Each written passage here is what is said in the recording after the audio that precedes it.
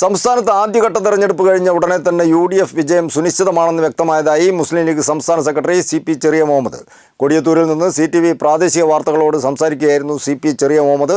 Welfare പാർട്ടിയുമായി ആദ്യം സഖ്യമുണ്ടാക്കിയത് LDF ആണെന്നും അദ്ദേഹം ആരോപിച്ചു. ഇപ്രാവശ്യം ഒന്നാം ഘട്ട തെരഞ്ഞെടുപ്പ് കഴിഞ്ഞപ്പോൾ തന്നെ കേരളത്തിൽ ഒരു ട്രെൻഡ് എല്ലാവർക്കും മനസ്സിലാക്കാൻ കഴിയും.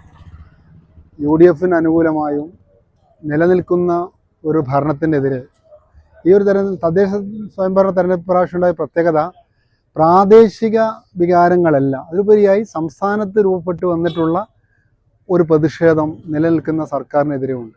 അത് അനുകൂലമായി കേരളത്തിലെ എല്ലാ വാർഡുകളിലും അത് UDFന് അനുകൂലമായി ഒരു തരംഗമായി മാറിയിട്ടുണ്ട് എന്നതാണ് ഈ ഒരു തെരഞ്ഞെടുപ്പിൻ്റെ പ്രത്യേകത.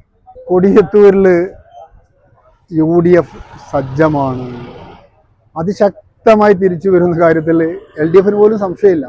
കൊടിയത്തൂരിൽ വെൽഫെയർ പാർട്ടി സ്വതന്ത്ര സ്ഥാനാർത്ഥികളെ വെച്ചിട്ടുണ്ട്. UDF സംവിധാനത്തിൽ മത്സരിക്കുകയാണ്. അപ്പോൾ ഞങ്ങൾ മുൻകാലങ്ങളിൽ പോലെ കഴിഞ്ഞ പ്രാവശ്യങ്ങൾ ഇവിടെ അവരല്ല അത് കാണിച്ചത്, CPM അല്ല ഇവിടെ തുടങ്ങിയത്. അവർ CPM തുടങ്ങി വെച്ചൊരു സംഗതിയെ ഞങ്ങളിപ്പോൾ സ്വതന്ത്ര സ്ഥാനാർത്ഥികളുണ്ട്. UDFിലൂടെ അതിശക്തമാണ്, ഒരു വിഷയവുമില്ല. അതേസമയം 2 റിബലുകളുണ്ട്. ആ റിബലുള്ളിടത്ത് പോലും ഏതാണ് റിബൽ ഏതാണ് ഒറിജിൻ എന്ന് ഇന്ന് വൈകുന്നേരത്തോടെ ജനം വിധി എഴുതാൻ പോകുന്ന UDFിൽ അഭിപ്രായ വ്യത്യാസമില്ല. ഐക്യമുന്നണി സജ്ജമാണ്.